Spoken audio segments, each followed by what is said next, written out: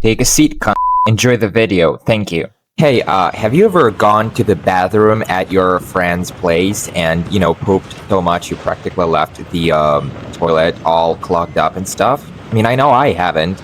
And now that we are back in the admin block, my spider senses are telling me Chris can't be all that far away. And what I normally do when something like that happens is I give it to them with a straight face, like, dude, someone crapped so much your toilet is all backed up and stuff. You'll be plunging all night just to fix it. It works every time so long as you maintain your innocence. Innocent until proven guilty. Okay then, where are we going with this, fatso? Hurry up, I don't have time, to mess around with your ugly big-ass beer belly all night. That's better. Now, obviously, I want to check out this area some more, but Chris is not gonna make it easy to do that. So what I'm gonna do instead is I'm going to beat it for now, I'm gonna run ahead to trigger the next checkpoint, then double back for another look at this place. And by the time I do swing back, Chris should be all gone, and that entire area, all the rooms and stuff, should be safe to explore. Okay, well, let's get crawling then. Time's more precious than gold, these days. Never know when you might drop dead, just suddenly. Because people been getting all these random cardiac arrests these days. Makes you wonder just how fragile our lives really are, right? So let's make the most of every moment. Now make sure to drop by this little office room for another file. And beyond this locked door is the same hallway where we had to escape Chris not so long ago. You can actually hear his chains if you pay attention. Now let's grab this file and give it a go. This is a curious one because it sheds some light on a few things. So first, whoever compiled this report must have been some miserable Murkoff office wage cook, says that he's been talking to Billy. That's one of the more prominent patients up in this bitch. And talking to Billy about his recent conversation with Dr. Wernicke in some white place or whatever that is. Could have been heaven, seen as the doc is dead. The cool thing is this Murkoff employee makes it explicitly clear he doesn't believe one bit of it, saying the doc is dead and Billy is just talking out of his ass. So this could only really mean one thing. Dr. Wernicke actually being alive up to this point in time and on Murkoff's payroll is a special level of confidential, likely executive level confidential. In fact, some of the patients might very well have known more about, Wernicke than your usual rank and file staff, right? Makes sense if you want to minimize the risk of leaked info, right? Nice. Okay, let's keep going then. There's a jumble of books on the floor, mostly no-name stuff, just props to fill in empty space. And do you hear that? Like I said, you might be able to hear Chris's chains in the hallway behind the door if you pay attention. So, okay, let's go back up into the vent. We're done here. Well, he could have bashed that door, to a million smithereens and dragged me away by my hair if you really wanted to. It's not like the door was piled up with furniture or anything. Sometimes Chris makes no sense, I'll give him that. I hear being a wacko does that to you. Woohoo, I'm working up a mean itch to check out this cafeteria down below, just looking at it. Like I said, we'll be back soon enough to do that. For now, let's give this dead guy a gentle push just to get him out of our way. Lovely. Now, a glitch happens at random where this guy's body may spawn in a really weird way just outside the van. Interacting with it will cause the body to assume its normal position. As far as I know, this is a completely random event, and if there's a way to get it to work on your own, I haven't been able to discover one. So, we just collected a checkpoint, and that means only one thing, and all clear to go back and explore the previous area. Chris should be gone by now, or I don't know jack squat about this game. And first things first, there's something about the TVs in this game that so many people might be completely unaware of. And I'm talking about the so-called TV monster face or TV glitch or TV static, Rorschach, ink blot thing, whatever you want to call it, it doesn't matter. because what really matters is that these static TVs that we see everywhere in the game every now and then do a whole lot more than just fill in empty space. They actually add to the plot.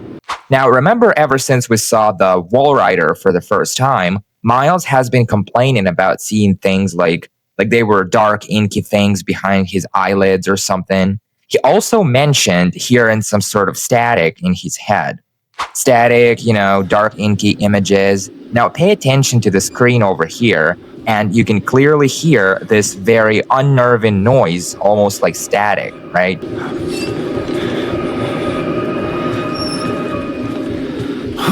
And if you're paying attention even more, you might be able to make out a black thing, sort of like one of those famous ink blot tests, they show in movies, designed to evaluate if a person's dogs are still barking. They're called in real life Rorschach ink blot tests. So that's pretty indicative that Miles is losing it big time. TVs talk to the man, and that's not a good sign.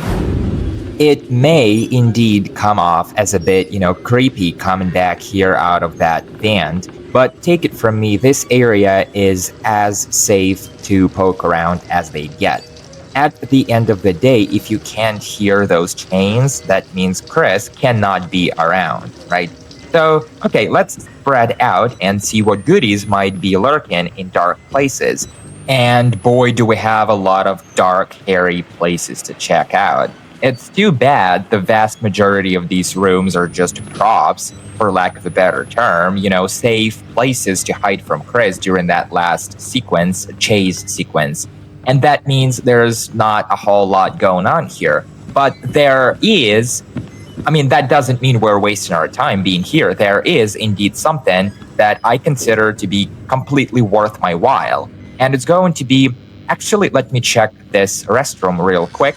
I know there's nothing here, but just for the sake of checking off that little box. Yep, and that's the last of them. Good. Now, swing by this cafeteria I mentioned earlier, and there is a battery, right? So for someone who's playing on hard mode, and that's me, there's only so many batteries I can carry at any given time. So batteries are, can be a bit hard to come by these days. So I consider this to be a decent haul. So yeah, now we are free to actually go back and pick up where we left off. I don't normally feel sorry for anyone here except maybe the patients because, they had no choice in all of this. But this guy, I'm genuinely sorry about him. It looks like maintenance staff from the look of it. I doubt he was actually, part of whatever horrible shit they were running here. Probably just a wagey, working his ass off for a paycheck. Okay, a few things to point out. After all this time, we're finally right back where it all kicked off big time for us. And what I'm talking about is behind this stacked up furniture is the exact spot where Chris got his hands on us for the first time. Oddly enough, the clock over there is still reading 9 o'clock. Go figure. Ooh, tell you what, I want to see if I can ghost my way through the wall to get to the other side of that barricade. And the only way to do that I can think of would be to use the famous door glitch. And fuck. Fuck, really? Fuck! Fuck, really? They made this whole wall solid just so that I couldn't do that? I bet they knew someone smart enough would try that.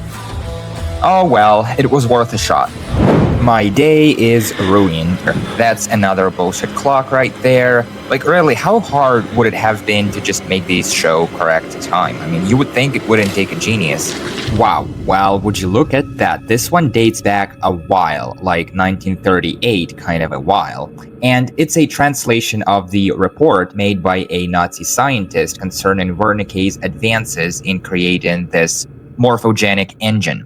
Kind of gives you an idea just how old this technology really is. Anyway, this Nazi egghead swears by his wifey that he had seen what could best be described as a ghost or an apparition. Briefly, but undeniably so. He tops it off by praising Wernicke, saying his family or whatever should be spared if he is to continue his work on the project. Lovely. Let me just poke around the rest of this room for a quick bit. I know it like the back of my hand, there's nothing here, but just to check off that box, because I doubt I'll ever want to pick up this game again once I've finished this walkthrough, so might as well do it 100%. Yes, I'm supposed to tell you, the key to the house of God is in the theater, behind the light, in the theater, behind the light. You have to see the movie, so that's where I left the card, okay?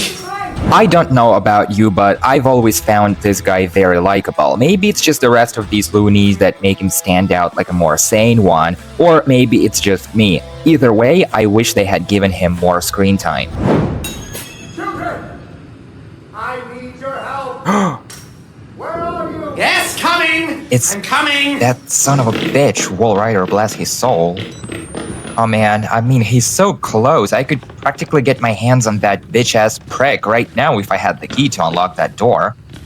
So, let me just pop down this staircase real quick. Yep, it's probably gonna be locked. I mean, what else do you expect, right?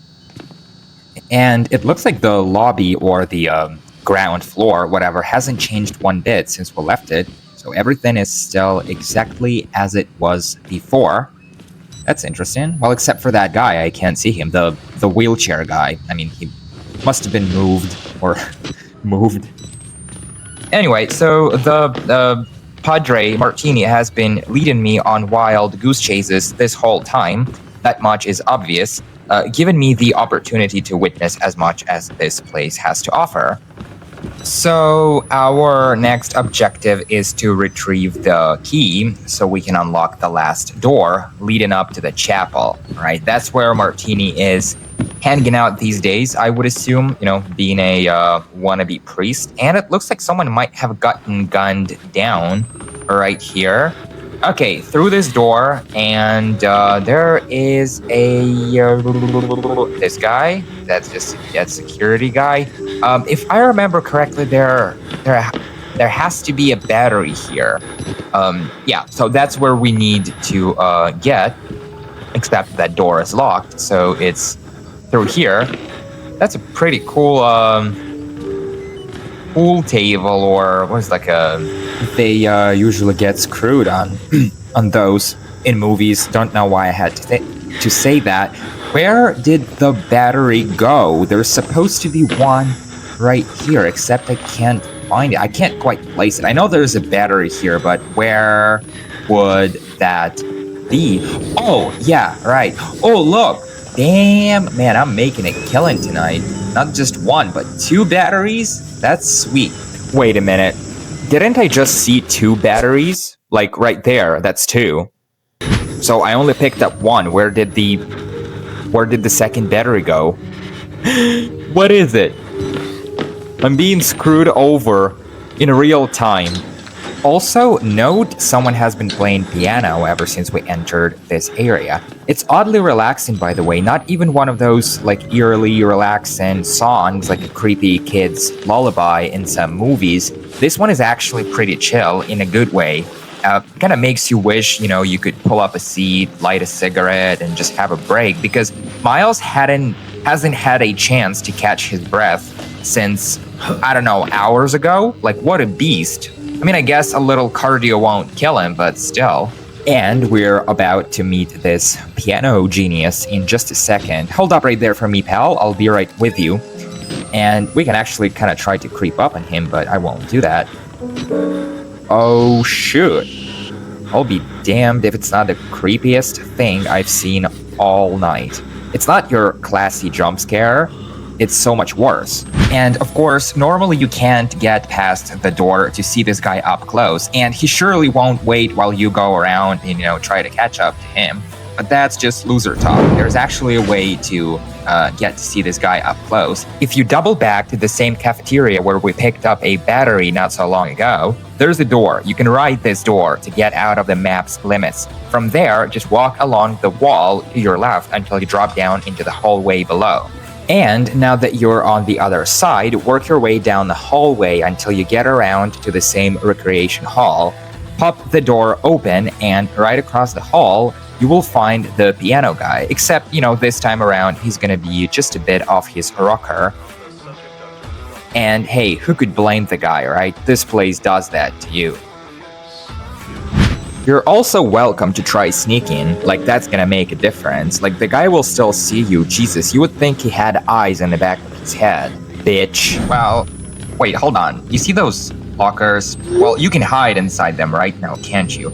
The real question is, what's to hide from around here? Like, it's one of those rare moments when you have virtually nothing to look out for. No enemies, no Chris, no nothing. A battery? Oh man, I'm flush tonight. They're throwing me all the bells and whistles tonight. That's lovely. Whatever. I mean, they needed something to fill in all the empty space, I guess. So might as well, it might as well be a locker. Plus, there's this thing, called level design. So things are supposed to make sense. Like this stiff over here. I mean, it makes perfect sense, right? What's a psychiatric asylum without a dead guy or two? And there is the same piano we watched that creepy-looking son of a bitch play not 2 minutes ago. Like I said, fear nothing while you're here, this area is perfectly safe for now. Man, what's with all the dead peoples? Like, makes you wonder what kind of movies they were watching here. The kind that gives a whole bunch of people heart attacks, I suppose. View recorded December 27th, 1985 in Los Alamos, New Mexico. Clearance Sierra Alpha. Subject Dr. Rudolph Wernicke, 14866. The films are real. Yeah. There was no alteration to the footage at all, no trickery? None. Nice. In June of 1943, you recorded 3 instances of spontaneous bleeding. Half a dozen test subjects began to develop brain tumors? Yes. The autopsies revealed that the tumors were pure lead. Who's talking? It killed them? Wernicke?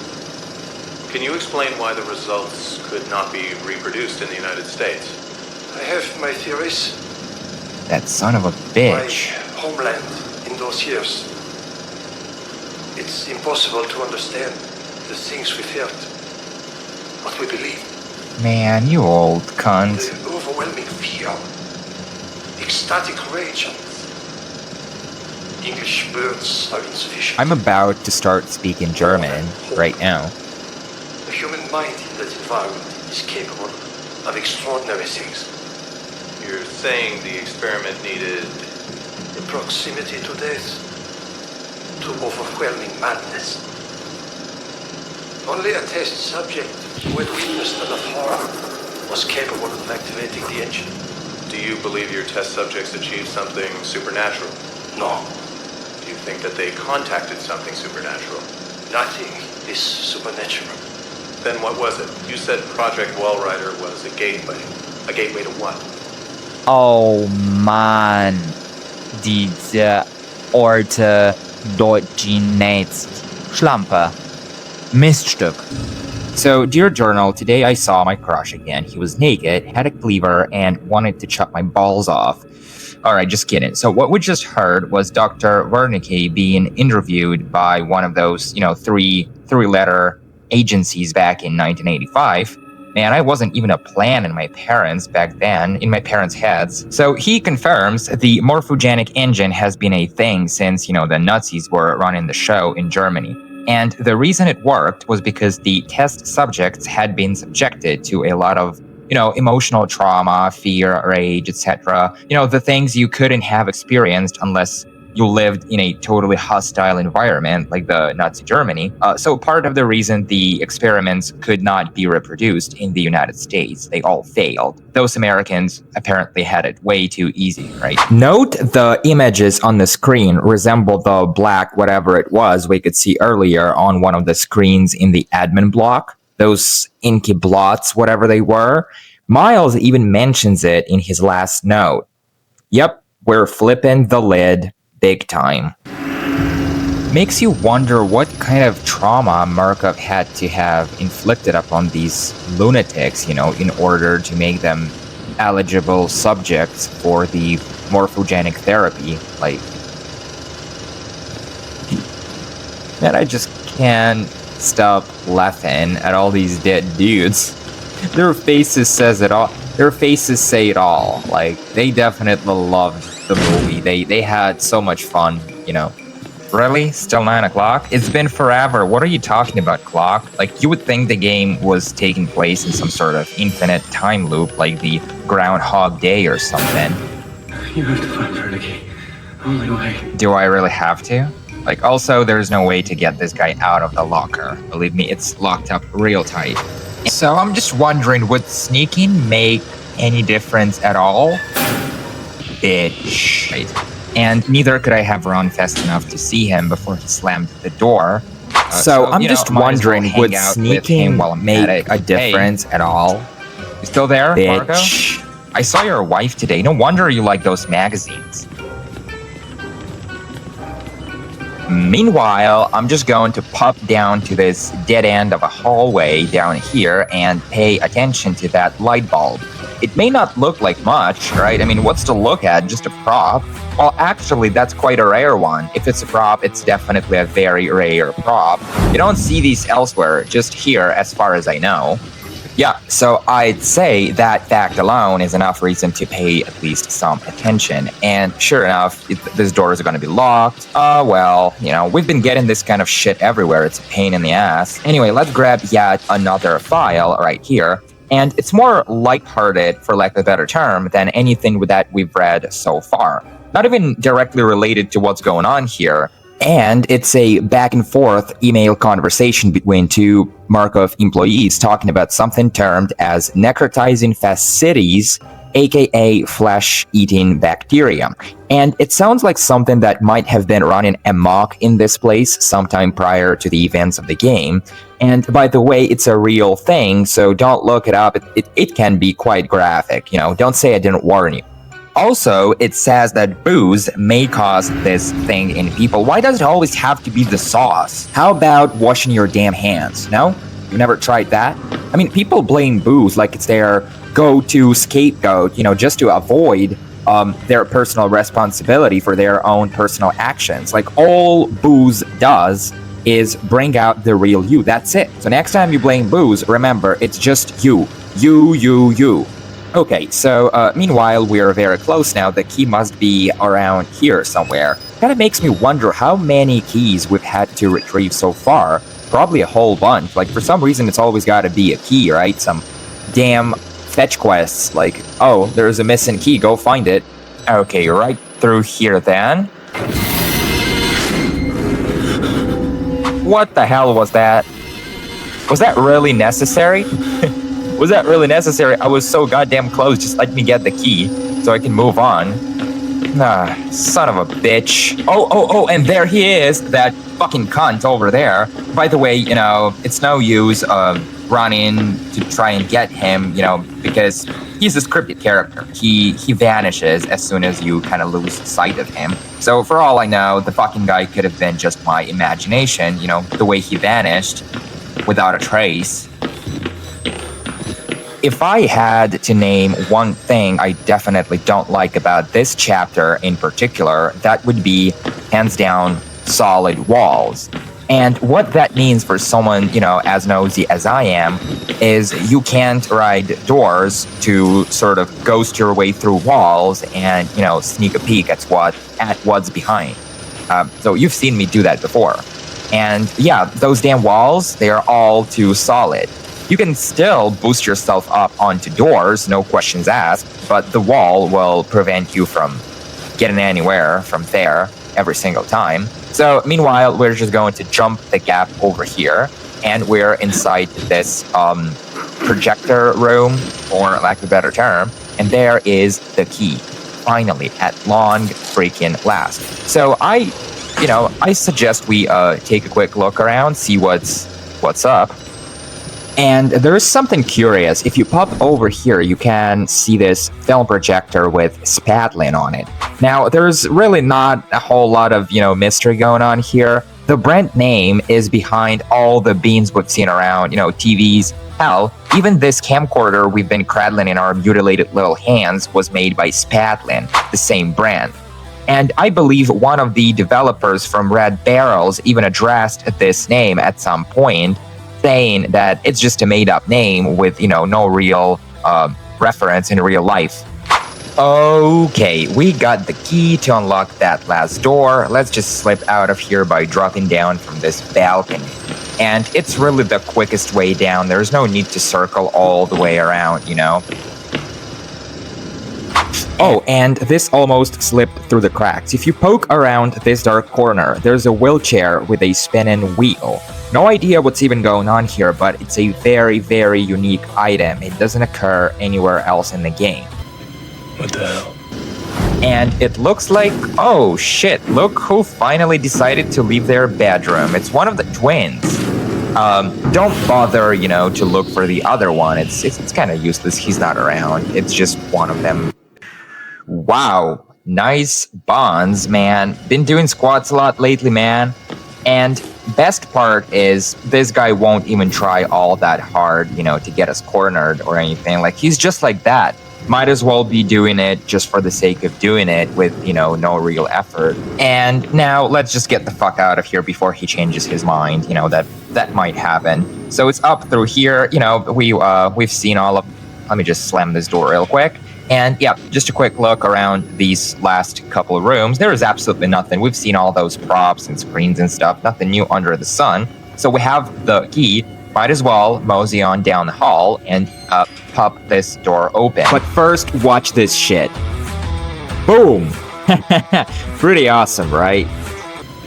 What the hell? And his face says it all. He did not see it coming one bit. So he must be wondering right now, same as you, what the hell just happened? And what I did passing through here earlier, I used the famous door glitch. The one where you slam the door just a tad and jump right through it. So next time you can walk right through the door like it's not there at all. Sort of like I just did to get to this guy. And it's funny because this twin is not even close to being aggressive. Makes sense. This was never meant to happen. There's no script for this encounter. So that's pretty awesome. And I feel like we all could use a break now, guys. So I'll be seeing you in the next episode. You guys take care of yourself. Bye.